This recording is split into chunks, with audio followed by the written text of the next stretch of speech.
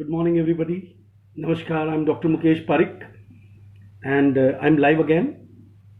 This is our second class in July, which I'm taking on Facebook, and I'll be uploading it on YouTube also for the benefit of the students.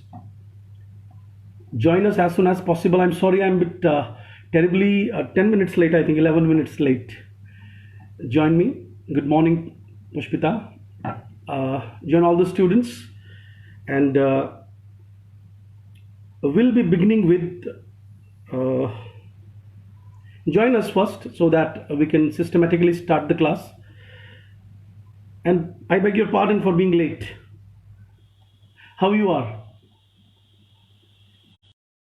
Yesterday in my live class I wrote that we'll be discussing history. I wrote two poems of Ben Jonson. Yeah, I'm sorry. So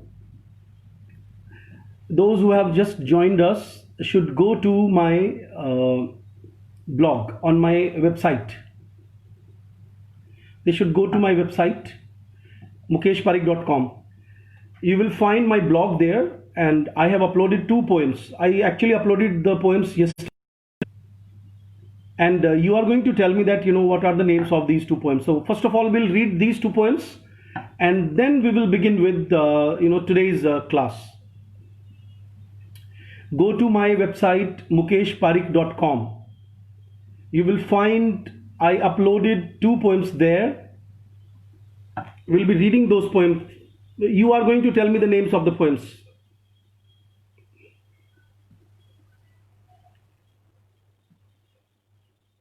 I'm waiting.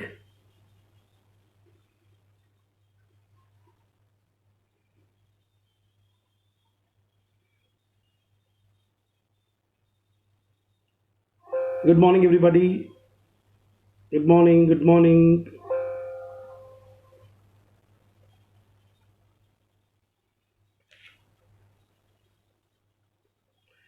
Go to my website mukeshparik.com. I uploaded yesterday two poems there of Ben Jonson, and we are going to read these poems today. I'm also searching those poems. Come on, go to my website mukeshparik.com. You will find my blog there. I uploaded actually yesterday two poems there. Go there.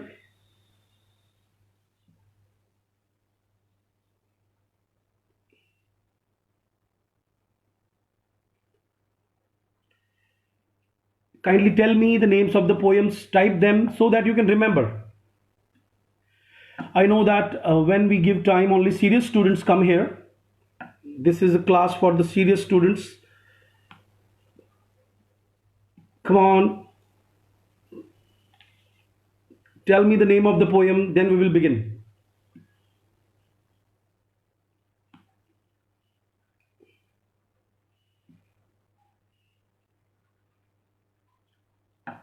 Okay, no answer is coming. Those who are joining us should go to my website mukeshparik.com. You will find my blog there. On my blog, I uploaded two poems yesterday. Actually, they were in the schedule. We were about to read those poems, but I just forgot teaching these two poems yesterday because और जितने भी students मुझे attend कर रहे हैं, those who are attending me, whether they are from South India or East India or say Central India, they should remember that whatever I teach, whether it is a free class or it is a paid class, it does not matter for as far as I am coming on Facebook. If I am teaching on Google Meet or say Zoom, then it is going to be a special class for only for the paid students.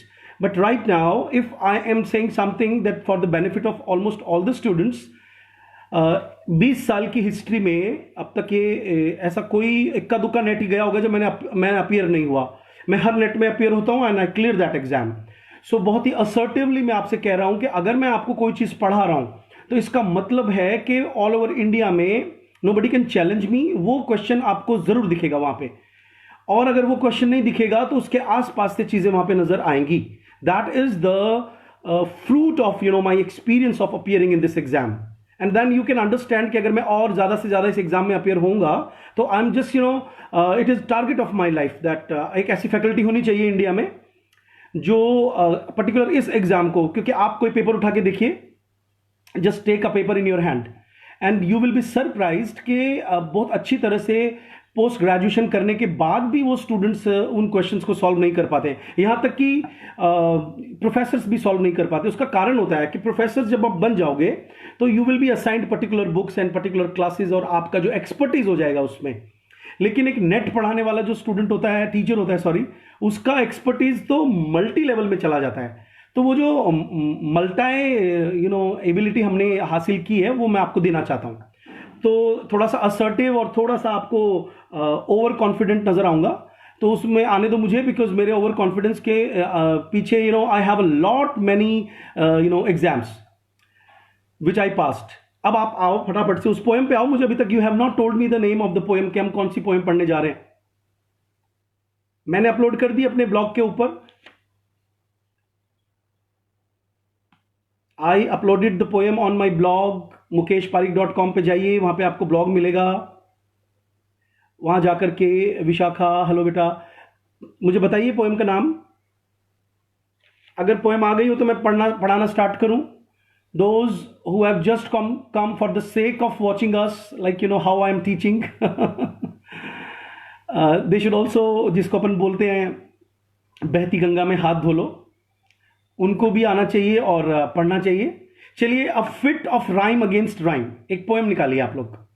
मेरे blog पे जाइए, I uploaded that poem of Ben Jonson, a fit of rhyme against rhyme. Answer देते रहिए, because without answer आज मैं नहीं पढ़ाऊंगा। A fit of rhyme against rhyme, इस पोएम को पढ़ने में आपको मजा तभी आएगा when you are just reading it aloud in your homes and अच्छा, एक बात बताइए, आपको क्या लगता है, what you think that should there always be rhyming और से rhyme scheme in a poem? यार सीलिया भी है, बट पहले I want to teach you this, a fit of rhyme against rhyme. ये निकाल लीजिए पहले, वहां पे सीलिया टू सीलिया भी दे रखी है। I will teach that also today, but come to this poem, a fit of rhyme against rhyme. Go to my website mukeshparik.com, you will find there two poems, we'll be reading them. A fit of rhyme against rhyme। अच्छा, अब मैं बोलना start करता हूं। अभी तो sir Vikas ji, I am not in the condition to answer your question because I am teaching right now, so consider my problem and I will answer your question later on. Sanju, no beta, yeah, two cilia is one of the poems, but there are two poems uploaded on two different pages, a fit of rhyme against rhyme। चलिए मैं पहले lecture दे देता हूं। देखिए, I also write poems sometimes, and when we write a poem, we come to know about so many different things about a poem। पहली चीज तो हमें ऐसा लगता है कि हम मेटाफर और सिंबॉलिक मीनिंग दें उसको। If we are very qualified people, suppose we are post graduates और graduates, there is no need to become a graduate because there are certain younger students also who write poems and all।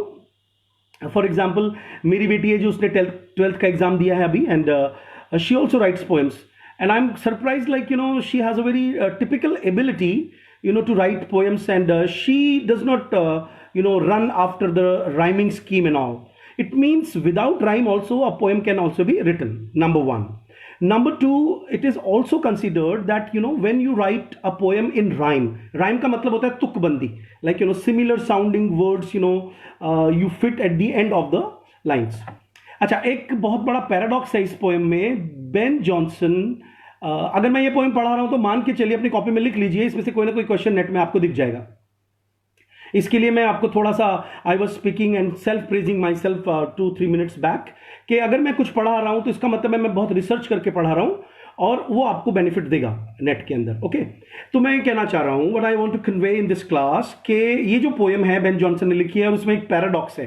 Paradox क्या, कि though he is criticising rhyme but he himself writes this poem in rhyme scheme. Okay, तो एक तो ये paradox हो गया, number one. Number two, जब हम लोग पता नहीं आप क्या कह रहे हो, भगवान जाने। शुभ्रा, बीच में क्यों क्वेश्चन पूछ रही हो बेटा फिर से? अभी आप केवल इसी टॉपिक पे बात करिए। अगर आप दूसरे क्वेश्चन पूछोगे तो मैं आंसर देने लग जाऊंगा, तो सारी क्लास डिस्टर्ब हो जाएगी। So a fit of rhyme against rhyme, ये केवल 2 पोएम पढ़ेंगे, उसके बाद हम चलेंगे मिडिल इंग्लिश के ऊपर। जो पेड स्टूडेंट है, जिन्होंने पे किया है, उनको मैंने ऑलरेडी पेड स्टूडेंट को सुबह सुबह एक पीडीएफ अपलोड कर दी है। उनको वो पीडीएफ मिल गई है, उससे रिलेटेड आज का लेक्चर चलेगा। ओके, केवल पेड स्टूडेंट्स को ही वो पीडीएफ मिली है, it is not for everybody. चलिए अब पढ़ते हैं इस पोएम को, जोर जोर से पढ़िए चलिए। A fit of rhyme against rhyme, rhyme the rack of finest wits that expresseth but by fits. So there is a rhyme scheme of wits and fits, and writer जो है वो उसमें मैं फटाफट से पढ़ देता हूं poem. It's not very tough, but you will be asked a question in your exam कि a fit of rhyme against rhyme जो है पोएम किसने लिखी है। Fit of rhyme against rhyme का मतलब है that writer wants to convey a message that this rhyme is actually a problem, because it sometimes actually curtails or say controls your flight of imagination. Because when those who out of those many students who are watching me, those who write poems, they know it well. Even when they write something, they feel it, that it is not very tough to control yourself. There are so many ideas coming. But when you want to fit a particular word, along with the next word, then your flight of imagination goes. अच्छा, मैं यहाँ पे कुछ एक दो बातें और कर लेता हूँ आपसे। Wordsworth, one who is considered to be, the main writer of romanticism. आपको मालूम है उन्होंने जब लिरिकल बैलेट्स लिखी थी, तो लिरिकल बैलेट्स के पहले उन्होंने ही पब्लिश्ड एन एडवर्टिजमेंट का मतलब उसको बाद में उन्होंने प्रेफिस कहा, प्रेफिस टू लिरिकल बैलेट्स। तो आपको मालूम है कि रोमांटिक एज से पहले की जो एज चल रही थी वो कौन सी चल रही थी? Neo classical as. Neo classical as या जिसको अपन बोलते हैं ऑगस्टन एज, उस में ड्राइडन और पोप और जितने भी बड़े राइटर्स हुए हैं, फॉर एग्जांपल स्विफ्ट है, एडिसन है, स्टील है, इन राइटर्स ने पोएम्स को एक नया मुकाम दिया by writing in couplets. Okay, तो जब हम कपलेट्स में लिखते हैं तो our major concentration is on the structure of the poem, कि हम किसी न किसी तरह से anyhow we should establish the structure of the poem. Okay, और यही कारण है कि जो बहुत ज्यादा थिंकर्स होते हैं, बहुत बड़े क्रिटिक होते हैं, फॉर एग्जाम्पल एक सेज क्रिटिक का नाम आप बताइए जिन्होंने पोप को और ड्राइडन को क्रिटिसाइज किया कि दे आर नॉट पोएट्स। इतने बड़े पोएट्स को जिसने कहा कि they are not poets at all, बताइए नाम। I'm asking a question that there was a sage critic, one who criticized Pope and Dryden by simply discarding them, that they are not poets at all. Can you tell me their name? His name? It will take some time, if you write the name and all. He was Matthew Arnold. Matthew Arnold को sage critic कहा जाता है। उन्होंने मतलब बहुत कुछ लिखा है, और out of these things, one thing which he talks about high seriousness. उन्होंने मैथ्यू आर्नल्ड ने, आपको मालूम होना चाहिए कि चौसर जैसे बड़े राइटर को भी डिस्कार्ड कर दिया। उन्होंने कहा that he lacks high seriousness. It means when we talk about a poem, तो मैं इस पोएम को पढ़ाने से पहले एक प्रिलिमिनरी लेक्चर दे रहा हूँ, विच इज़ वेरी इंपॉर्टेंट, कि अगर कोई सिंसियर टीचर आपको पढ़ाएगा तो वो, because poem once I have dragged you towards poem, that poem can you can read the poem, but you can not get a lecture on the poem, because lectures are not strewn around here and there. So what I am talking about, writer Ben Jonson ये कहना चाह रहा है। Ben Jonson is a great writer, you should understand that he is an equivalent writer, one who is famous for his comedies of humors. Ben Jonson, who is also famous for writing so many better poems in the category of क्या बोलते हैं उसको, carpe deem theory लिख लीजिए जिनको नहीं आता, मुझे मालूम है सबको आता होगा, CARPEDIM। कार्पे डीम का मतलब होता है when you are just living the day, just talking about the present happiness around you, the present available things around you। और जब आप उन चीज़ों को अपनी बिलवड को कहते हो कि आप चौसर को भी क्रिटिसाइज किया था, मैंने बता दिया, आर्नोल्ड ने हाई सीरियसनेस के लिए क्रिटिसाइज किया था पुष्पिता। तो जितने भी लोग लिखते हैं, अभी मेरे एक फ्रेंड यहाँ से जुड़े हुए हैं, Manav Bhardwaj ji, he is a very good poet. Okay, एक और मेरे फ्रेंड है, he is a very good poet. I am not a good poet, but जब मैं लिखता हूँ तो मुझे शर्म से आती है कि मैं इसको how to upload this poem on Facebook, because the reason is that I cannot put one word after the other with the same sounding words. Okay, तो अब क्या होता है कि हम लोगों के दिमाग में एक भूसा भर दिया गया है right from the beginning that poem means similar sound. इसीलिए आप कभी देखते हो गुलजार साहब हैं या एक और वो हैं जावेद अख्तर साहब हैं, ये लोग जब लिखते हैं तो कई बार अभी जो मॉडर्न पोइट्री चल रही है, मॉडर्न गजल या मॉडर्न जो बॉलीवुड सिंगिंग में जो गाने आ रहे हैं, आपने उसमें देखा होगा कि कोई बहुत ज़्यादा राइम स्कीम फिट नहीं की जाती है। अच्छा, तो राइम स्कीम की जब बात करते हैं और नेट के एग्जाम का कोचिंग चल रहा है, तो let me talk about internal rhyme. लिख लीजिए एक word, internal rhyme. Internal rhyme एक वर्ड होता है जिसका मतलब होता है that you have certain assonances और से consonances, a kind of alliteration in between the line. आपका एक लाइन का वर्ड दूसरी लाइन के एंड वर्ड से मैच भले नहीं कर रहा हो, but somewhere the similar sounding words are in between and they are quite mellifluous. Mellifluous word लिख लीजिए। Mellifluous means something which is quite very beautiful. Euphonous, euphonous का मतलब होता है समथिंग विच वेरी वेरी कर्णप्रिय, जिसको हिंदी में बोलते हैं कि आपके कानों को वो अच्छा लगे, सुहावना लगे। ओके, सो एक पोएम के अंदर राइटर आज अ fit of rhyme against rhyme poem में वो ही इज क्रिटिसाइजिंग कि राइम स्कीम में क्या बला है, सारा सिस्टम बिगाड़ देती है आइडियाज का। So I like this poem and I any professor who would set a paper will talk about this poem, because somewhere a writer who is a thinker will always be talking about ideas. He will not talk about body more.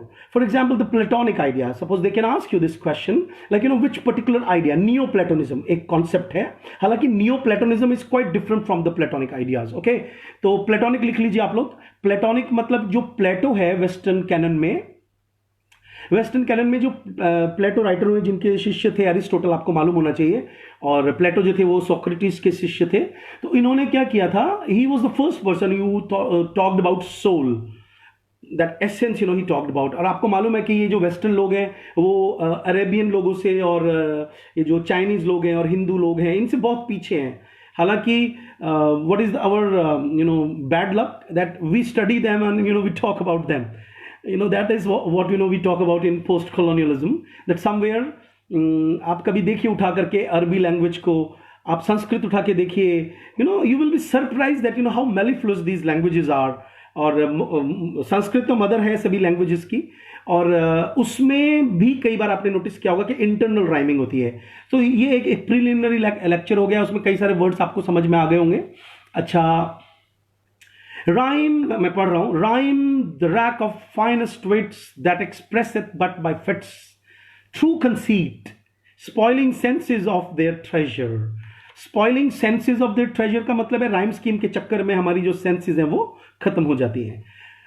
cautioning judgment with a measure, people judge your knowledge with the rhyme scheme. That is wrong, but false weight, writer has called it that your rhyme scheme and your ability in writing anything in rhyme is just a false weight. It means a poem well weighed, something which is very beautifully written as per the lexis items are concerned, the words are concerned, the orthography is concerned, then it is a false weight. Resting words from their true calling. True calling का मतलब है word जो कहना जाते हैं आपने उन words को वहां से निकाल लिया है, because you are not giving the exact meaning. Propping words, जिन्होंने अभी भी ज्वाइन किया है वो मेरे वेबसाइट पे चले जाइए mukeshparikh.com, उस पर आपको ब्लॉग मिलेगा। ब्लॉग पे बेन जॉनसन की एक पोएम है, उसको हम डिस्कस कर रहे हैं। पोएम का नाम है a fit of rhyme against rhyme. Okay, propping words for fear of falling. What we are doing, sometimes आप लिखते हैं तो आपको मालूम होगा, हम डर डर करके लिखते हैं कि चलो अब यहां तक लिख लिया है तो आगे की लाइन भी लिख ही लेते हैं क्योंकि ये इसके साथ फिट हो रही है, but idea does not go with the word sometimes. So propping words, we are propping the words for fear of falling to the ground. कहीं ऐसा ना हो कि हमारी जो पोएम है वो धड़ाम से नीचे गिर जाए, मतलब फेल हो जाए। मतलब पोएम को हम मान के चलते हैं जब तक वो राइम स्कीम में लिखी है। Jointing syllables, drowning letters, how beautiful this line is. Jointing syllables, syllables का मतलब आपको पता ही होगा ना, चलिए बताइए सिलेबल क्या होता है। सिलेबल पे क्वेश्चन आया नेट के अंदर, अभी पिछले नेट में क्वेश्चन आया, they gave you a long word and they ask you like how many syllables are there. तो सिलेबल का एक बहुत बेसिक मीनिंग मैं आपको बता देता हूं। हमारी जो हिंदी लैंग्वेज है उसमें मात्राएं होती हैं और हम क्या करते हैं, मात्राओं से उसको समझते हैं। लेकिन इंग्लिश लैंग्वेज में मान लो हम, बिकॉज ये थोड़ी सी अलग लैंग्वेज है, I will be talking about lot much about English language today, that what are the loan words from the Scandinavian language, from the French influence, from the proto effect of on, क्योंकि हमारी जो class चल रही है वो चल रही है हिस्ट्री ऑफ इंग्लिश लिटरेचर पे। ये कल की क्लास है जो बाकी रह गई थी, but I am giving you. तो मैं आपसे ये बात करूंगा कि सिलेबल का मतलब क्या होता है, जितनी बार आपका मुंह हिले आप समझ जाओ कि उस पर्टिकुलर वर्ड में उतने सिलेबल्स हैं। अब ये उसके लिए you have to understand exactly the measurement, for example cat, तो मुंह कितनी बार हिल रहा है, पूरा एक बार मुंह खुल रहा है ना। लेकिन अगर आप ऐसे बोलते हो डॉक्टर, तो आपको पता है डॉक्टर, तो आपका मुंह 2 बार हिलेगा। ओके, सो ऐसे करके पोइट्री का जो this is a definition doctor Vikas, that poetry is the best words in the best order। Coleridge ने कहा जरूर है, बट ऐसे भी राइटर्स हुए, फॉर एग्जाम्पल बेन जॉनसन को ले लीजिए, he does this definition of Coleridge does not fall in this category के बेस्ट वर्ड्स इन बेस्ट। हालांकि जो कॉलरिज है वो भी इसी तरह का राइटर है, उसने लिखा है कि सितंबर अक्टूबर नवंबर, ये भी राइम है, तो राइम तो कुछ नहीं होती है।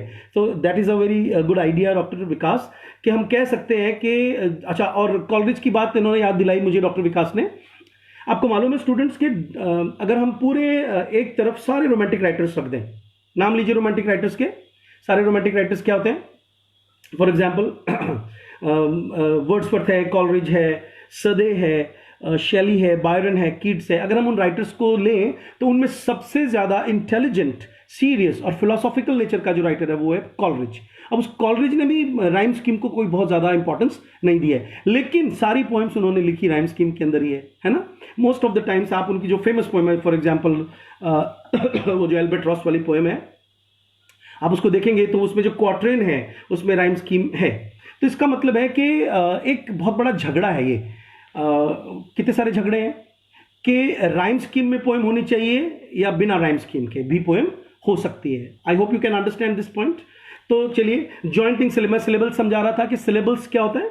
सिलेबल्स का मतलब होता है कितनी बार आपका मुंह हिल रहा है, कितनी बार, क्योंकि बिना वॉवल के सिलेबल नहीं होता है। तो वॉवल होगा तो ultimately you have to open your mouth. Basic है, इससे आपको बहुत ज्यादा डिटेल में जाने की जरूरत नहीं। हालांकि आई will give you another lecture for this syllables also one day. Jointing syllables, drowning letters, fastening vowels as with fetters। fetters का मतलब होता है chains। आप जब पोएम लिख रहे हो तो ऐसा लग रहा है जैसे कि आप वॉवल्स को जबरदस्ती चेन में जकड़ने की कोशिश कर रहे हो। दे आर बाउंड, और एक बार आपने राइम स्कीम में लिख दिया तो your words are bound. Soon as lazy thou wert known, all good poetry hence was flown. So ये क्वेश्चन आपको मैंने कहीं किसी ऑब्जेक्टिव बुक में क्वेश्चन देख रखा है कि हु इज अगेंस्ट राइम। तो आपको कई बार अजीब लगेगा कि भाई ये जो पोएम्स हैं इनमें राइम स्कीम को किसने क्रिटिसाइज किया। All good poetry hence was flown. Good poetry does not have a guarantee of rhyme scheme. Okay, next lines पढ़ रहे हैं। And art banished. आर्ट का मतलब पुरानी इंग्लिश में आपको एक हंसी की बात बताता हूं। अगर आपको शेक्सपियरियन लैंग्वेज अपनी लैंग्वेज बनानी है तो आप गो को लिख दो गोएथ, है ना। टीच को लिख दो टीचेथ, है ना। EST जोड़ दो। हालांकि उसमें टफ क्वेश्चन पूछा है इन्होंने कि शेक्सपियर सिंगुलर के लिए कौन सा प्रोनाउन यूज करता है सेकंड पर्सन में, और प्लूरल के लिए कौन सा प्रोनाउन यूज करता है। ओके, तो इससे क्या पता चलता है कि ये सारे क्वेश्चंस भी पूछे जाते हैं। Art banished. बैनिश्ड का मतलब होता है यहाँ पे आर्ट का मतलब आर्ट है, लेकिन एक्चुअल आर्ट का मतलब पुरानी शेक्सपियरियन और एलिजाबेथन एज में आपको मालूम है आर होता है। Art banished for 1000 years together, all Parnassus green did wither. Parnassus लिख लीजिए ये word. Parnassus is the mountain in Greek mythology where 9 muses live. जो पार्नसस है, उस पार्नसस जो एक पर्वत है, एक माउंटेन है, उसके आर्ट का मतलब आर भी होता है, यहां नहीं है। एंड आर्ट, यहां पे आर निकल रहा है, एंड आर बैनिश्ड, यहां पे आर निकल रहा है उसका मतलब। For 1000 years together, all Parnassus green did wither. इसका मतलब the greenery of the Parnassus. Now which literary term has the writer used here? Because उसने Parnassus word use किया है. Parnassus से इसका मतलब है कि राइटर ने एक तो मेटाफर यूज कर लिया है कि पार्नसस यहाँ पे एक मेटाफर है जो किस चीज की ओर इशारा कर रहा है, all the you know Muses, और जो पोइट्री की म्यूजेस होती हैं. एंड विट वैनिश्ड, और विट का मतलब है अच्छा, बेन जॉनसन से एक बात और आपको लिखनी चाहिए, लिख लीजिए, द सन्स ऑफ बेन, लिख लीजिए, ट्राइब ऑफ बेन और सन्स ऑफ बेन, लिख लीजिए, tribe TRIBE, tribe of Ben or sons of Ben. These two terms have already been asked in the exam. It means there came many writers later on in the Elizabethan age, in Jacobean age, in Caroline age, around these metaphysical writers and Caroline writers. और जो Charles second जब गद्दी पर आए तो उनके आसपास जिस तरह से थोड़ा सा कार्पे डिएम की थ्योरी पर बेस्ड पोएम्स ज्यादा लिखी जाने लगी. Okay, so those poets who followed the sexual और the वॉलuptuous themes and the sensuousness, the writers who used a lot much sensuousness in their poems, उनको कहा जाता है tribe of Ben. Okay, and wit vanished, Pegasus did fly away. Pegasus, another word you should write. Pegasus means एक imaginary Greek mythology में घोड़ा है जिस पे म्यूजेस उड़ती हैं. Okay, so Pegasus did fly away, मतलब कि आपकी इमेजिनेशन उड़ गई. At the wells no muse did stay, और वो घोड़ा वहां चला गया जहां पे कोई म्यूज नहीं होती है. इट मीन्स when you, जब आप चक्कर में फंसते हो, when you get entangled in writing your words in rhyme scheme, then your ideas vanish. At the wells no muse did stay but bewailed. Bewailed का मतलब रोना. So to see the fountain dry, और आप देखते हो कि वो जो म्यूजिस का फाउंटेन है वो सूख गया है. And Apollo's music die. Apollo is the god of poetry. Apollo's music die, ये फिर से एक मेटाफर राइटर ने यूज कर दिया. सिनिक डकी भी आप कह सकते हो. All light failed. All light failed mean to say light means wit. The writer has said, जो बेन जॉनसन है, is also famous for writing witty dialogues. क्योंकि आप कॉमेडी नहीं लिख सकते अगर आप विट का यूज नहीं करते हो, विटी रिपार्टी का यूज नहीं करते हो. Okay, so Apollo's music die, all light failed, starveling rhymes did fill the stage. The writer says that, starveling means bhooki. Rhyme is, if you write something in rhyme, then it means your poem is hungry. Your poem is not well fed. And a poem is well fed. Yes. Sibnath ji, Pegasus is a mythological flying horse. Yes, पता होना चाहिए. It's not a real horse. जैसे वो एक और होता है ना, मेरी बेटी खेलती है छोटी वाली, वो एक सींग होता है यहाँ पे, क्या बोलते हैं उसको, नाम ही याद नहीं आ रहा है. एक और इमेजिनरी घोड़ा होता है, देखो उसका नाम याद नहीं आ रहा, मैं भूल जाता हूँ कभी कभी. जो ग्लास मेनेजरी के अंदर वो जो लड़की रखती है, अगर किसी को याद हो तो मेरी मदद करो इसमें, just help me out. What we call that, एक सिंग होता है ना यहाँ पे, क्या बोलते हैं उसको, देयर इज अ घोड़ा. So these are two imaginary horses in Greek mythology. Okay, मुझे नाम याद दिला देना आप लोग. So to see the fountain dry and Apollo's music die, all light failed, starveling rhymes did fill the stage, not a poet in an age worth crowning. Unicorn, Swati. Unicorn is a symbolic.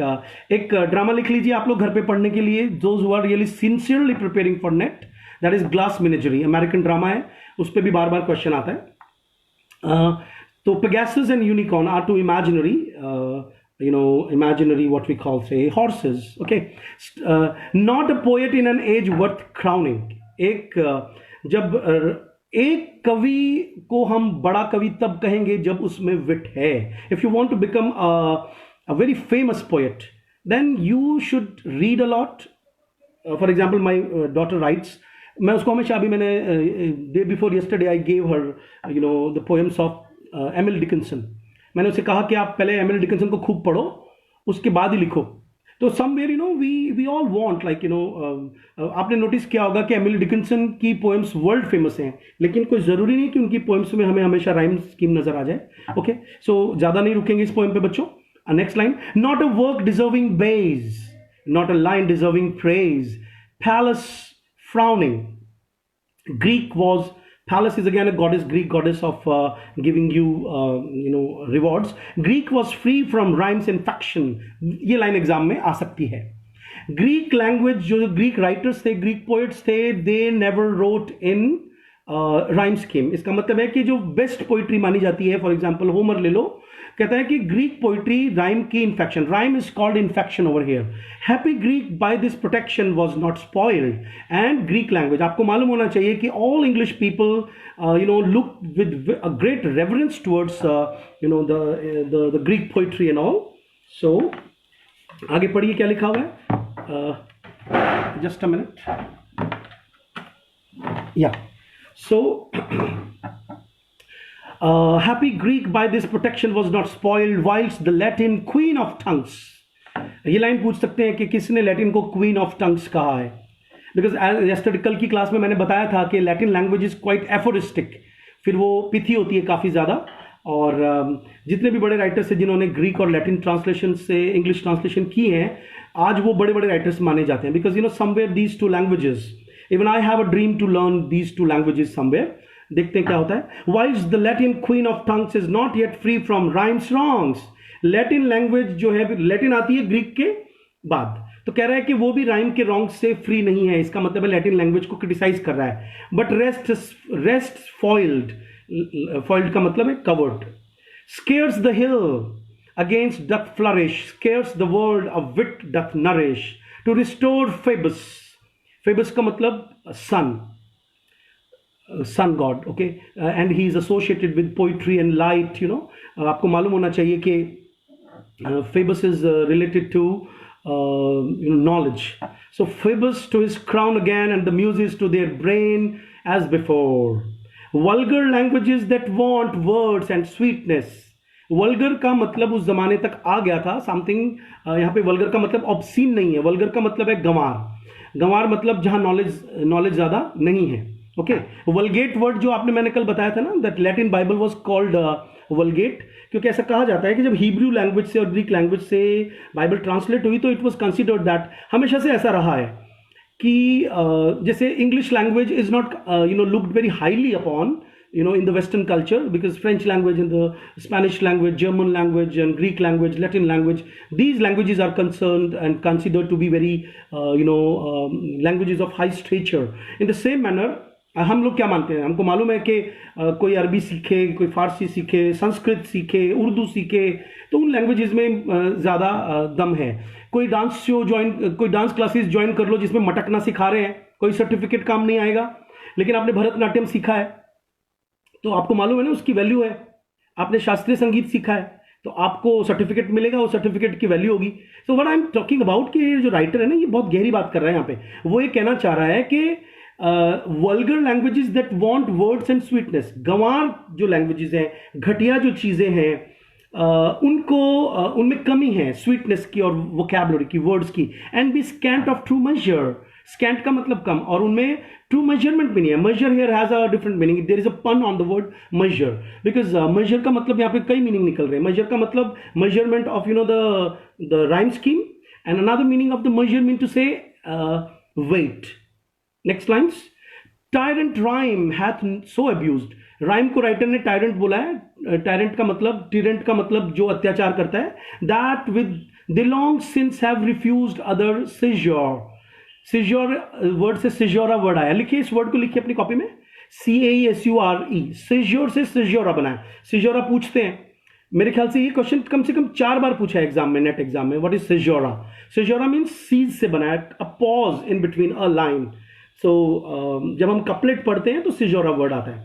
जब हम blank words में भी लिख रहे हैं, जैसे Milton का जो पैराडाइज लॉस्ट है उसकी जो फर्स्ट लाइन है वो 16 लाइन्स की है. वो 16 लाइन्स में राइटर ने कितनी बार सिज्योरा यूज किया है, ये आपका आज का क्वेश्चन है. So other caesure, caesure means cease, stop. He that first invented thee, जिसने भी पहली बार राइम को खोजा. May his joints tormented be, भगवान करे उसको गठिया की बीमारी हो, जॉइंट्स टॉर्मेंट हो उसके. क्रैम्प्ड फॉर एवर, हमेशा उसको क्रैम्प आते रहे. Still may syllables jar with time. और सिलेबल जो है, जार का मतलब परेशान करते रहेंगे time to time. Still may reason war with rhyme. Reason का मतलब है लॉजिक, कि लॉजिक और राइम के बीच में क्या लिखे यही तुम्हें परेशान करता रहेगा। रेस्टिंग नेवर, और तुम कभी भी रेस्ट नहीं ले पाओगे, तुम्हारा सत्यानाश जाए। यू गो टू हेल, ऐसे कह रहा है राइम को। Next line, may his sense when it would meet the cold tumour in his feet. कितनी बड़ी गाली निकाल रहा है देखिए। बैलेट में कम आता है डॉक्टर विकास, ये मोस्टली सिजोरा तो राइट फ्रॉम द बिगिनिंग हम देखते हैं आता ही रहता है हर पोएम में। Wherever you pause you call it like it there is a caesura. May his sense when it would meet the cold tumour in his feet. Cold tumour in his feet का क्या मतलब है? Feet के again pun on the word feet. Feet का मतलब measurement इन आपको पता है स्ट्रेस्ड और अनस्ट्रेबल्स जो सिलेबल्स होते हैं, या टू अनस्ट्रेस्ड स्ट्रेस्ड या टू स्ट्रेस्ड और एक अनस्ट्रेस्ड है, उसका एक फीट माना जाता है, फुट माना जाता है। तो राइटर उसको फीट बोल रहा है। राइटर क्या कहने की कोशिश कर रहा है? कहता है कि the cold tumour in his feet grow unsounder. भगवान करे कि उसके पैर में ट्यूमर हो जाए, उसके फीट में। फीट में ट्यूमर होने का क्या मतलब है? वो हैवी हो जाता है। मतलब जब आप राइम स्कीम के चक्कर में पढ़ते हो तो आपकी इमेजिनेशन कहीं गायब हो जाती है। And his title be long fool that in rearing such a school. Rearing का मतलब क्या होता है? बिल्कुल है पैराडाइज लॉस्ट में राइम स्कीम। भाई देखो, जब मैं सिजोरा की बात करता हूं तो जो भी राइटर जहां भी रुकेगा, क्लोज्ड कपलेट के बारे में पढ़िए आज घर बैठ के, तो आपको पता चल जाएगा what is the difference between closed couplet and open couplet. उसी के अंदर आपको ये चीज भी समझ में आ जाएगी कि लाइन लिखते लिखते आपने सेमी कोलन यूज कर लिया। ओके तो सेमी कोलन का मतलब है you are stopping for a while over there. Okay तो सिर्फ मीनिंग में भी फर्क पड़ जाता है और उच्चारण में, प्रोनाउंसिएशन में भी चेंज आ जाता है। मैं एग्जांपल देता हूं आपको। ए बॉयज स्कूल, अब देखिए जरा ये अपॉस्ट्रोफी आ रहा है ना, ए बॉय में सिंगुलर नाउन है, तो हम कैसे बोल रहे हैं? A boys school. लेकिन जब हमने प्लूरल वर्ड में, when we use a plural word boys, हमें बोलना है बॉयज स्कूल। तो बॉयज स्कूल, बॉयज, अब ये अलग तरह से प्रोनाउंस होगा, समझ रहे हो ना? तो जो कॉमा आता है, सेमी कॉलन आता है, तो प्रोनाउंसिएशन में थोड़ा चेंज आ जाता है। तो वो जब चेंज आता है तो ऑब्वियसली यू स्टॉप देयर। तो बहुत कुछ होता है, वो हम कभी बाद में पढ़ेंगे, प्रोसोडी में पढ़ा जाता है ये सब चीजें। And his title be long fool that in rearing such a school. School का मतलब होगा कैटेगरी ऑफ अ स्कूल, और स्कूल का मतलब होता है जिसे हम बोलते हैं ना कि भाई कत्थक घराना, जयपुर का कत्थक घराना, फलाने घराने की गायकी। तो घराना समझते हो ना? घराने को इंग्लिश में स्कूल बोलते हैं। घराना वर्ड पता तो है ना? घराना डज नॉट मीन योर खानदान, your line, your lineage. Here school mean to say जैसे metaphysical school of poetry, a category. Okay, was the founder. तो ये आपकी पोएम थी, मैंने पूरी पोएम पढ़ाई है। अब आप आइए एक नेक्स्ट पोएम पे आइए। जो लोग मुझे अभी ज्वाइन कर रहे हैं वो मेरे ब्लॉग पे चले जाइए, mukeshparik.com मेरी वेबसाइट है, उस पर आपको मेरा ब्लॉग मिलेगा। उस पर बेन जॉनसन की 2 पोएम्स अपलोड की थी मैंने कल। तो ये कल की क्लास में ड्यू थी पढ़ानी, मैं पढ़ा नहीं पाया। अभी आज की क्लास तो अभी स्टार्ट होनी बाकी है। सॉन्ग टू सिलिया पे आइए, और जो मेरी वेबसाइट पे नहीं जाना चाहते वो इंटरनेट पे निकाल लीजिए, सॉन्ग टू सिलिया निकालिए पोएम, मुझे रिस्पांस दीजिए, उसके बाद ही मैं पढ़ाना स्टार्ट करूंगा। और आज की पोएम को अपनी कॉपी में लिखना। जो सीरियस स्टूडेंट्स हैं जिन्होंने पे करके क्लास अटेंड कर रहे हैं, उनका ये आज का होमवर्क है कि उनको पोएम लिखनी है। उड़िए मत हवा में, अपने आप को प्रोफेसर समझना शुरू कर दीजिए। प्रोफेसर आपका तभी माना जाएगा बनना जब आप नेट क्लियर कर लोगे, पीएचडी कर लोगे। तो वो पीएचडी में आपका जो गाइड है वो भी आपसे बहुत खुश रहेगा अगर आप बात बात पे जवाब दोगे। आप क्योंकि अभी तो आप जवाब दे रहे हो बहुत सारे लोग, क्योंकि आपके हाथ में इंटरनेट है। लेकिन जब इंटरव्यू में बैठते हैं या गाइड के पास बैठते हैं तो you are not allowed to use internet all the time. So it means your real knowledge will be checked over there. And एक होता है नेट और जेआरएफ क्लियर करना, एक मजाक नहीं है, लेकिन कुछ लोग रट करके ऑब्जेक्टिव क्वेश्चंस तैयार करके कर लेते हैं, बट उनको रियल नॉलेज नहीं मिलती है। ये आई हैव सीन इट। जब मेरे पास जेआरएफ के लिए कई कैंडिडेट्स आते हैं, when they say that we have cleared NET 2 times 3 times sometimes 4 times also, तो मुझे बड़ी उनकी बुद्धि पर तरस आता है कि उनको बहुत सारी चीजें नहीं मालूम। वो सिलेबल नहीं बता सकते, वो डायस्पोरा का मीनिंग नहीं बता सकते, वो बेन जॉनसन की ह्यूमर की थ्योरी नहीं समझा सकते। समझाने का मतलब है रटना अलग चीज है। क्रैम्पिंग जिसको बोलते हैं, cramming, your cramming up certain things. एक होता है आपने रोट लर्निंग की है, देयर आर ग्रेट डिफरेंस। जो बच्चे मुझे ज्वाइन करना चाहते हैं ऑनलाइन क्लासेस में, फटाफट ज्वाइन कर लीजिए। डिले मत कीजिए कि मैं हमेशा ऐसे ही पढ़ाता रहूंगा फेसबुक पे फ्री में। और जिनको आज की वेबसाइट, आज की पीडीएफ मिल गई है, आज उनका पूरा लंबा दिन जाएगा, क्योंकि वो पीडीएफ बहुत, उसमें से कम आप मान के चलिए 5 क्वेश्चंस आपको एग्जाम में दिखेंगे। उस पीडीएफ को आपको सीरियसली पढ़ना है आज सारे दिन। अभी मैं उसके बारे में कुछ बताना स्टार्ट कर दूंगा ये पोएम पढ़ने के बाद। आपने जवाब नहीं दिया that you have come to the poem Song to Celia. Respond me so that we can begin the poem. Song to Celia. चलिए, before you give me the answer, before you respond, मैं थोड़ा बातचीत करता हूं कि ये जितने भी हम लोग गाने सुनते हैं, let me talk about the silence of the second gender, or say the second sex. Topic लिखिए, the silence of the second sex, the weaker sex, the silence in carpe diem poetry. This is the topic. क्या topic बोला मैंने, दोबारा बोलिए, क्योंकि आपको क्या है, आपको पढ़ते वक्त मुझे नहीं लगता, जिनके अच्छे टीचर्स रहे होंगे उनको तो बहुत ही अच्छी बात है, but I am talking about those students जिनके टीचर्स उनको केवल उतना ही पढ़ाते हैं जितना उनके कोर्स में है. You should be aware about that why we are reading this poem today. The next one, इस पोएम में पहले मेरे क्वेश्चन का आंसर दीजिए कि the silence of the weaker sex. आप देखिए जरा कि कितने बच्चों ने मुद्दू पलानी का नाम सुना है. मुद्दू पलानी, आपने नाम सुना है मुद्दू पलानी का? नहीं सुना है. अच्छा, Radhika Santwanam. How many of you have heard about Radhika Santwanam? लिखिए अपनी कॉपी में, राधिका सांतवनम. RADHIKA, राधिका सांत्वनम. सांत्वना, उसको इंग्लिश में लिखेंगे तो सांत्वनम लिखा जाएगा. ओके, राधिका सांत्वनम. राधिका सांत्वनम लिख लिया कॉपी में? जवाब तो दे दो. अच्छा, मैंने अभी पेड और अनपेड सभी तरह के स्टूडेंट्स को जिन्होंने हमारा टेलीग्राम ग्रुप ज्वाइन कर रखा है, उनको मैंने एक PDF दी है अभी. वो PDF मैंने इसलिए शेयर की सभी ग्रुप्स के अंदर, so that students can read that, because in that PDF I have taken almost all the terms which are used in feminism. तो मेरी PhD फेमिनिज्म में है, तो मैं चाहता हूं कि जब मैं कोई भी चीज पढ़ाऊं तो मुझे जो उसमें रिलेटेड कोई चीज नजर आती है तो मैं उसको शेयर कर लूं सभी स्टूडेंट्स के साथ. लेकिन अभी जो हम पोएम पढ़ने जा रहे हैं, that is very much a masculine poem in which the silence of the weaker sex. कोई गाना याद कीजिए हिंदी फिल्म इंडस्ट्री में जिसमें लड़की को स्पेस दिया गया हो बोलने के लिए. ये जो लव सॉन्ग है, आपने कभी नोटिस नहीं किया कि जैसे मेरे घर में टीवी पे छिछोरे फिल्म चल रही थी, बच्चे देख रहे थे आजकल, सुशांत सिंह राजपूत की सुसाइड के बाद से मेरे ख्याल से वो फिल्म बार बार आ रही है. I don't waste my time on television. तो मैं गुजर रहा था बेडरूम से, तो मैंने देखा बच्चे देख रहे हैं उसको. तो मैंने देखा कि everywhere boys are there, you know, boys are talking, they are talking about themselves. If they are smoking कोई कर रहा है तो boys are smoking, drinking कर रहा है तो boys are drinking. It's all masculinity से भरी हुई मूवी. मुझे कोई बहुत सारी बॉलीवुड मूवीज इसलिए भी पसंद नहीं है क्योंकि जिस दिन तुम PhD कर लोगे उस दिन तुम्हारा दिमाग भी मैं कहूँगा स्पॉइल तो नहीं कहूँगा, बट हाँ, they will make your mind in a sense, because you will be trained. तो ट्रेंड जब हम हो जाते हैं तो हम for everything becomes a text for us. आपको पोस्ट स्ट्रक्चरलिज्म में जिन बच्चों ने लेक्चर अटेंड किए उनको मालूम है, हमने स्ट्रक्चरलिज्म में मैंने वो वीडियो सारे जन कल्याण के लिए यूट्यूब पे अपलोड कर दिए, उनको देख लीजिए आप जाकर के. चारों तरफ आप देखेंगे मैस्कुलिनिटी इज देयर. आपका मतलब जब आप PhD कर लेते हो ना तो आप you become a trained one.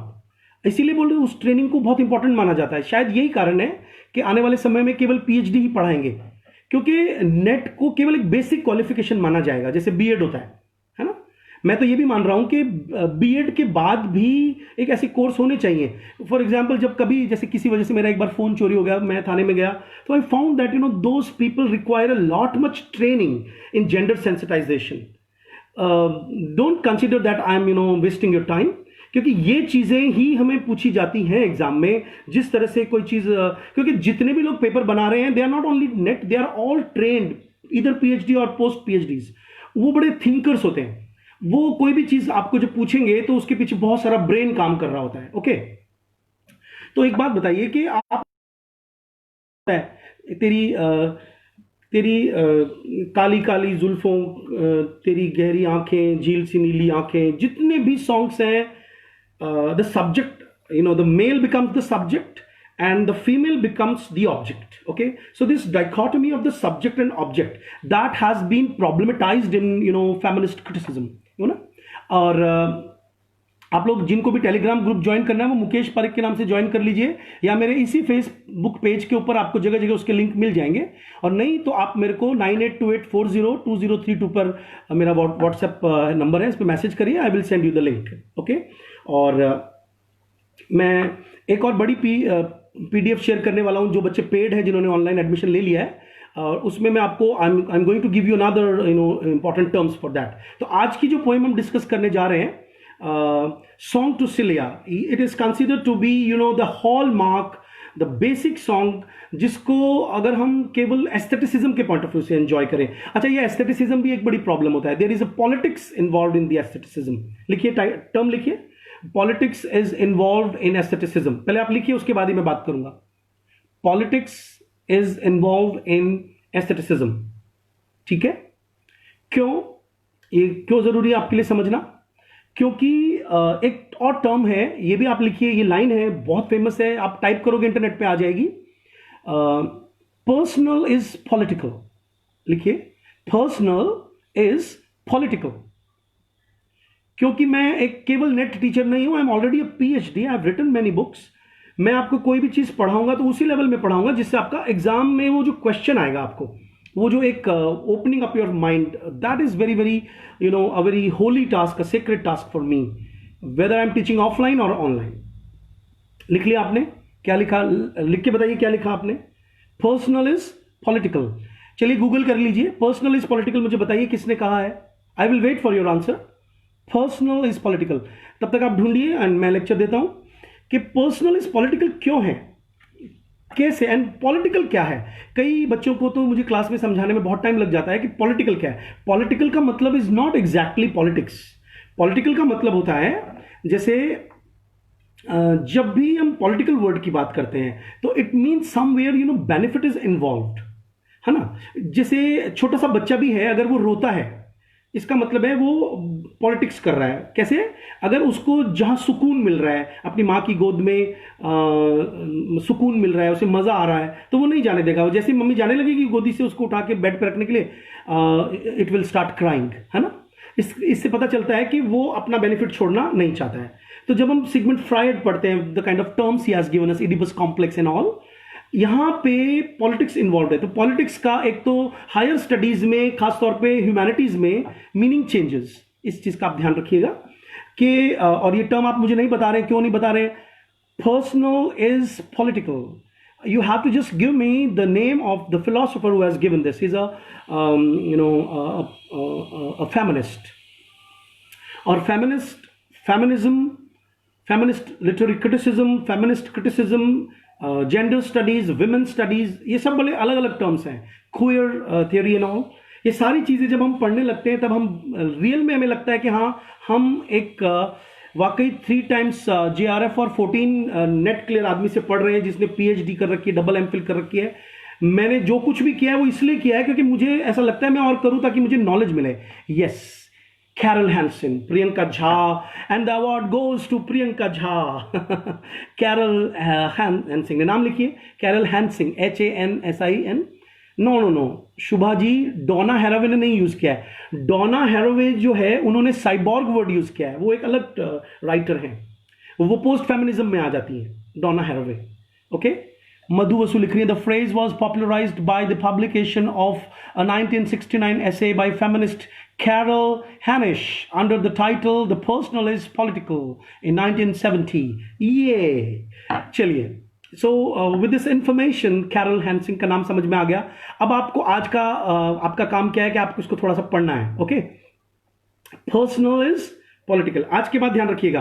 अच्छा, बडिंग फेमिनिस्ट मत बन जाना, लड़कियां सोच समझ करके फेमिनिज्म की बात करें, क्योंकि इंडिया में लड़कों को फेमिनिज्म नहीं सिखाया गया है, सो दे आर नॉट ट्रेंड। और हम लड़कियों का मतलब, मैं अपने आप को लड़की नहीं कह रहा हूं, मैं लड़की की साइकोलॉजी में जाके बोल रहा हूं कि जितनी भी लड़कियां हैं, मेरी बेटियां जो है, मेरी 2 बेटियां हैं, तो ये जो लड़कियां हैं अगर ये फेमिनिज्म को अडॉप्ट कर लेंगी तो उस फेमिनिज्म का नुकसान क्या होगा कि फैमिली स्टैब्लिश नहीं हो पाएगी। तो मैं जहां पर भी आजकल I have become a great critic of feminism in India also, कि बिना सोचे समझे फेमिनिज्म नहीं पढ़ाना है। because somewhere when I look back to my teachers who taught me, maximum teachers were divorces, just because वो तो फेमिनिज्म पढ़ गई, so they started asserting their rights, but they never taught their husbands and their sons what feminism is. तो feminism को अब पढ़ो, okay. और अगर तुम शादियां करती हो और माएँ बनती हो और तुम्हारे लड़के पैदा होते हैं, उनको पहले फेमिनिज्म सिखाओ and change the society. Feminism लड़कियों से नहीं आएगा, because girls are already sensitive, they are always giving rights, okay. वो जिसको बोलते हैं ना अपन, बहुत ही नेगेटिविटी में तब आती है जब उनका राइट स्नैच कर लिया जाता है, ओके। मैं प्रो फेमिनिस्ट भी नहीं हूं कि भाई सारी लड़कियां ही सही होती हैं, बिकॉज हम मर्द जात को भी कुछ अधिकार हैं। चलिए, अच्छा, मैंने बहुत सारा लेक्चर दे दिया आपको। अब आते हैं कि इसकी एस्थेटिसिज्म पे भी थोड़ी बात करते हैं। दलित एस्थेटिसिज्म लिखिए थोड़ा सा। दलित एस्थेटिक्स पे हमें क्वेश्चन आए हुए हैं एग्जाम में। दलित एस्थेटिक्स क्या होती है? दादाइज्म लिखिए, DADAISM, दादाइज्म। आप ये सारी टर्म्स आप स्टडी करेंगे आप, ओके। दादाइज्म क्या होता है? अब देखिए कि मॉडर्निज्म जब आता है तो मॉडर्निज्म में जितने भी ओल्ड ट्रेंड थे, मॉडर्न कब बोलते हैं? When you think in a very new way, तो जब आप लोग नए तरीके से सोचते हो तो आपको पुरानी चीज ओल्ड लगती है, ओके।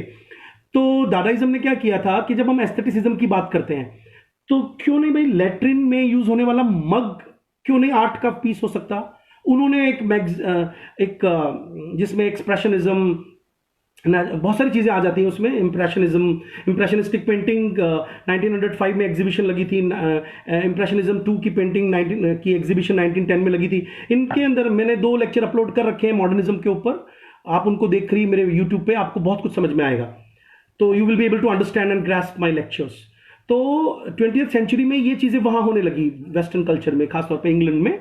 और ये जो वर्जीनिया वुल्फ का जो हम ब्लूम्सबरी ग्रुप पढ़ते हैं ना, ये ब्लूम्सबरी ग्रुप ये इसको जब डिटेल में जाके पढ़ते हैं तो पता चलता है कि इसके अंदर वो लोग शामिल थे, those who used to look very critically at the traditional things. तो उन्हीं में होमोसेक्सुअल्स भी थे, उन्हीं में ऐसे थिंकर्स थे जिन्होंने those who made fun of the Victorian culture and society. तो ये बहुत सारी चीजें इसलिए बता रहा हूं ताकि मेरे मुंह से जितने नाम निकलेंगे और सिंसियर स्टूडेंट मुझे सुनेगा वो स्टडी शुरू कर देगा और उसका नेट जेआरएफ हो जाएगा। तो जब हम लोग दलित एस्थेटिसिज्म की बात करते हैं तो एक बात बताइए कि दलित जिसको ब्यूटी मान रहा है, क्या एक ब्राह्मण भी उसको ब्यूटी मानेगा? इसका मतलब है टू लुक, गेज का एक कॉन्सेप्ट हम स्टडी करते हैं। गेज वर्ड पे मैं आज लेक्चर तैयार कर रखा है मैंने ऑलरेडी, कि जो मैं पीडीएफ बना रहा था आप लोगों के लिए। ये भी एक फ्रेंच वर्ड है। गेज का मतलब क्या होता है कि जब हम लोग, अगर हमें एक खास सोसाइटी में नहीं पाला जाए, the influences of our society हमारे ऊपर अगर ना हो, तो हमें एक अलग नजर हो, एक न्यूट्रल नजर हो हमारी। लेकिन अभी तो we are given the gaze. तो जो लारा मुल्वे का ऐसे है, लिखिए, लारा मुल्वे का नाम लिखिए, LAURA, लॉरा मुल्वे, MULVEY। लॉरा मुल्वे का ऐसे मैंने अपनी, जिन बच्चों ने मतलब मुझे पे किया है, जिन्होंने एडमिशन लिया है, उनको मैंने वो अपनी बुक दे दी है ऑलरेडी, लिटरेरी क्रिटिसिज्म वाली। उसमें मैंने लारा मुल्वे के ऊपर वो ऐसे, वो साइको एनालिसिस में भी पढ़ा जाता है और वो फेमिनिस्ट लिटरेरी क्रिटिसिज्म में भी पढ़ा जाता है। उसकी मैंने डिटेल दे दी है उन स्टूडेंट्स को, अब उनको पढ़िए। और वो स्टूडेंट जो बोलते हैं कि लेक्चर इंपॉर्टेंट है और स्टडी मटेरियल इंपॉर्टेंट नहीं है, उनको धीरे धीरे पता चलेगा कि स्टडी मटेरियल ज्यादा इंपॉर्टेंट है लेक्चर के साथ साथ, ओके। तो गेज हमें मिलती है और गेज डिसाइड करती है कि हमारा एस्थेटिक वैल्यू क्या है, किसी चीज की एस्थेटिक वैल्यू क्या है। तो इसका मतलब है कि the way we look at is a sponsored one, a given, it is not neutral and it is also political. That is why I made you realize today that what is personal, and personal is not neutral. Personal is always political. It is always psychologically motivated, politically motivated, sociologically motivated, geographically motivated, nationally motivated, linguistically motivated. तो ऐसे करके हमें इन सब चीजों का पता होना चाहिए। अब इस सारी थ्योरी को दिमाग में रख करके आइए इस पोएम पे, सॉन्ग टू सिलिया। और आप देखिए कि कौन तारीफ कर रहा है और कौन तारीफ सुन रहा है। Drink to me only with thine eyes, मतलब मुझे अपनी ला पिला दे साकिया पैमाना पैमाने के बाद, नजरों से पिला। ये जो भी हमारी फिल्मों में गाने आते हैं वो यहां से आप कह सकते हो कि they must have been inspired by this line, drink to me only with thine gaze epistemics subject postmodernism में होता है बेटा Shubhra, you are right, you are always right. Drink to me only, आप लोग जोर जोर से बोलिए, मुझे आवाज नहीं आ रही आप लोगों की। जब मैं गूगल पे क्लास लूंगा तो मैं आपसे बुलवाऊंगा क्लास में। Drink to me only with thine eyes, मुझे अपनी आंखों से ही पिला। इसका मतलब है राइटर कह रहा है कि मुझे केवल अपने आंखों में देख। तो ये वॉलप्चुअस और सेंशुअस पोएम हो गई। And I will pledge with mine and I will give my word that I will also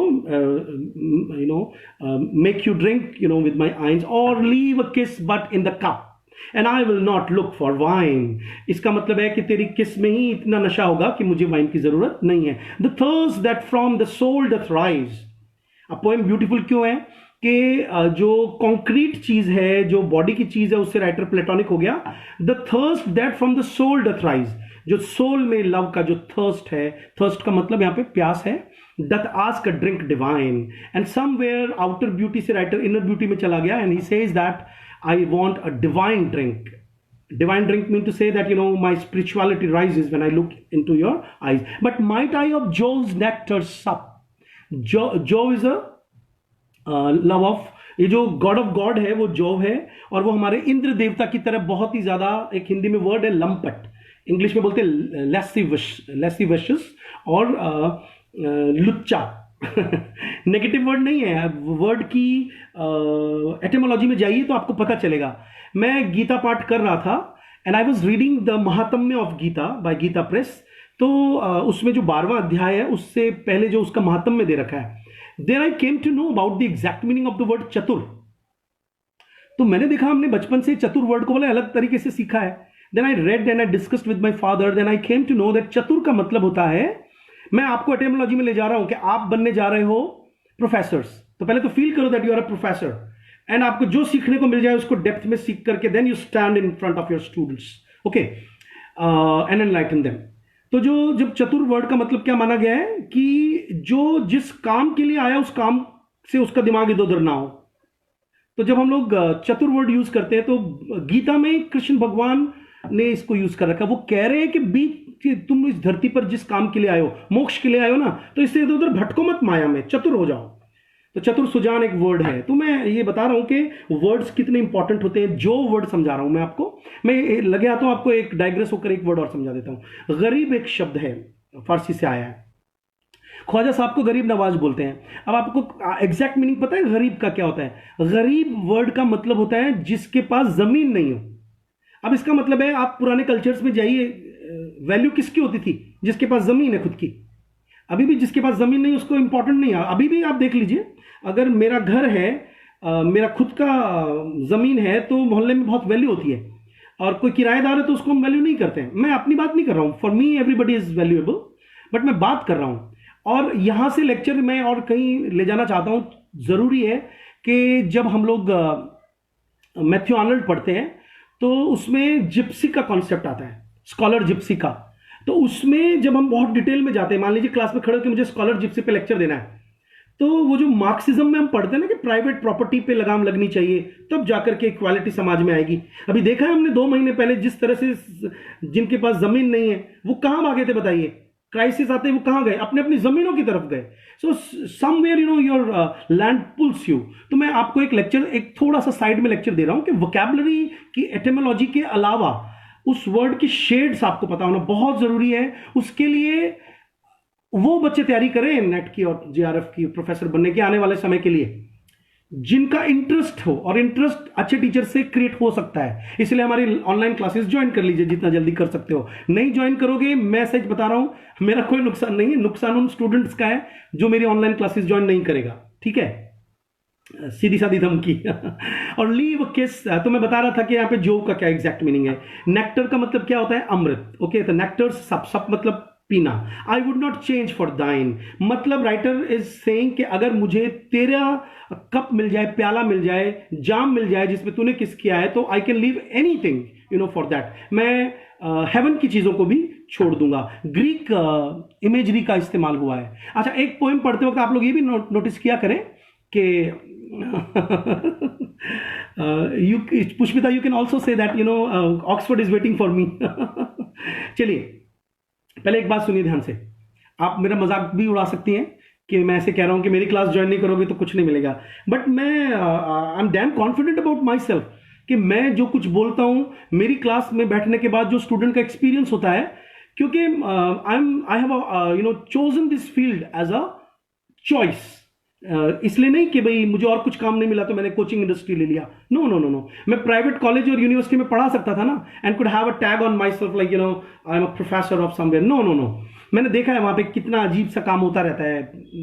real teaching का एक्सपीरियंस तो इसी तरह की क्लासेस में है। और अगर मेरी क्लासेस को सुन करके कोई यूनिवर्सिटी मुझे गेस्ट लेक्चर के लिए इन्वाइट करती है, I will be the happiest soul, go there and enlighten all the students over there. चलिए टॉपिक पर आते हैं।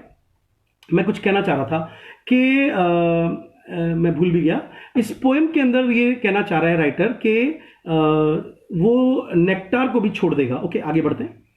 अब आते हैं, आई सेंट दी लेट रोजी रीद। रीद का मतलब होता है फूलों का एक माला, मान लीजिए आप। मैंने तुम्हें एक रोजी रीद भेजा था, not so much honoring thee as giving it a hope that there it could not withered be. और मैंने ये तुम्हारे सम्मान के लिए भेजा था, मुझे लगा ये मुरझा ना जाए, विदर मैंने मुरझाना, but thou thereon didst only breathe. तूने सिर्फ उसके ऊपर nectar type of drugs. No no no no no, don't Google Google पे हर चीज नहीं है। नेक्टार एक ओरिजिनल वर्ड है। नेक्टार का मतलब क्या होता है, आप ऐसे मान लीजिए, एक तो एम्ब्रॉयजिया वर्ड यूज किया जाता है अमृत के लिए। भाई देखिए, amrit is an Hindi word, Sanskrit word की बराबरी दूसरी लैंग्वेजेस नहीं कर पा रही है।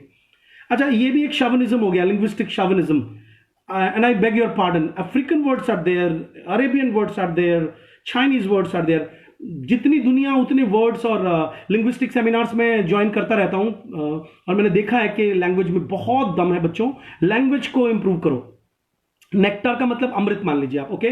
लेकिन ये जो ग्रीक माइथोलॉजी में जहां पर जोव रहता है, वहां पे जो झरना बहता है उसको, वहां पे जो पानी बहता है उसको नेक्टार बोलते हैं ये लोग, okay.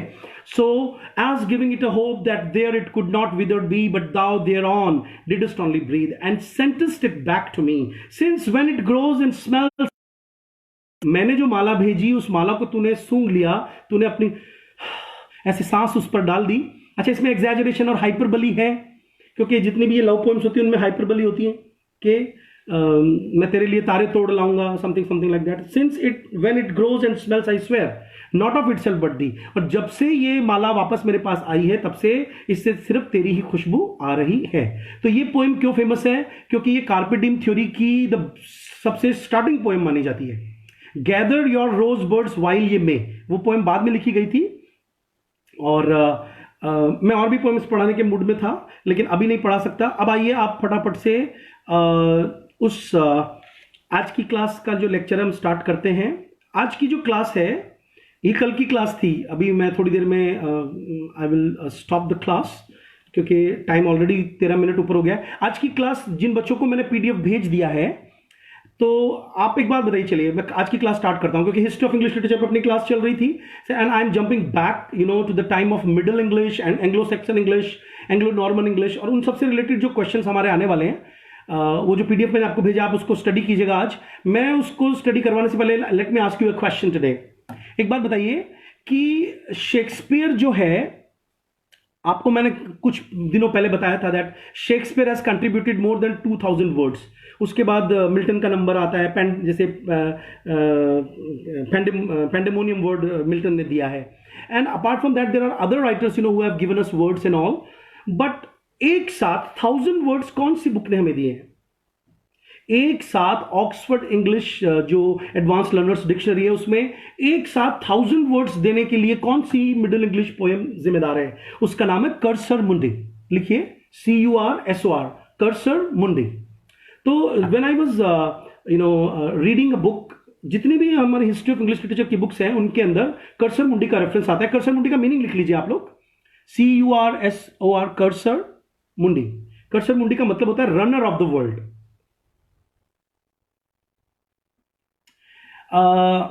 From net point of view, बेटा शुभ्रा, बेटा तुम कितनी ओवर एंथुजियास्टिक हो जाती हो। क्या मैंने ऐसे कह दिया है? ये क्लास तो प्रमोशनल क्लास है ना, फेसबुक पे ली जा रही है, ताकि स्टूडेंट्स को पता चले कि जो लोग अपने आप को बहुत ज़्यादा बढ़ा चढ़ा करके कह रहे हैं, they are not the only teachers, they are other teachers who can teach far better than them. तो बच्चों को पता चले हमारे बारे में, इसलिए मैं फेसबुक पे भी पढ़ा रहा हूँ। एक बहुत openly, it's an open secret. लेकिन आप लोगों को जो शेक्सपियर के प्लेस पढ़ाए जाएंगे जिसमें हम 2-2 3-3 4-4 घंटे क्लास लेंगे, वो गूगल मीट पे होगी ना, उन्हीं बच्चों की होगी जो उन्होंने पे किया है। सो वेट करो उन क्लासेस के लिए।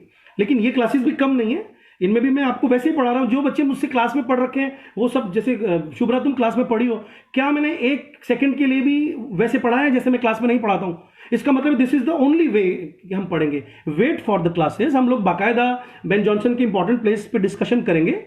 लेकिन अभी बात चल रही है कर्सर मुंडी की। कर्सर मुंडी के बारे में लिखिए, इस पे क्वेश्चन आएगा, इस नेट में क्वेश्चन आ सकता है 100%। 30,000 लाइन की पोएम है और ये बहुत फेमस है 1000 वर्ड्स देने के लिए। उन वर्ड्स की लिस्ट में मैं बता दूं, जैसे बाइबल जैसा वर्ड है, बाइबल है, डाउनफॉल है, ड्रीमर है, चेस्टाइज है, चेस जैसा जो वर्ड है वो यहां से आया, क्रिश्चियनिटी जैसा वर्ड यहां से आया। इसका मतलब पहले ये वर्ड नहीं था, ये वर्ड इंग्लिश डिक्शनरी को मतलब यहां से मिला है। इसका मतलब है कि ये एक बहुत इंपॉर्टेंट पोएम होने वाली है जिसमें राइटर ने समवेयर मिल्टोनिकली बात की है, फॉल ऑफ जो मैन है उसकी बात की है। तो आपको सब्जेक्ट मैटर पूछ सकते हैं। अच्छा, एक क्वेश्चन मेरे दिमाग में आ रहा है जो हो सकता है कि मैं कल वो पोएम पढ़ा दूं आपको। मैं पोएम को अपलोड कर दूंगा जो बच्चे फ्री में लेक्चर ले रहे हैं उनके लिए अपने ब्लॉग के ऊपर। देखिए ये ऑक्सीमोरॉन। अच्छा सुनिए, एक बात, बहुत इंपॉर्टेंट बात कर रहा हूं मैं। क्या आपको याद है डब्ल्यू बी यीट्स ने एक पोएम में स्पिरिटस मुंडी वर्ड यूज किया है? हाँ ना में जवाब दीजिए। Do you remember W B Yeats has used word spiritus mundi in a poem?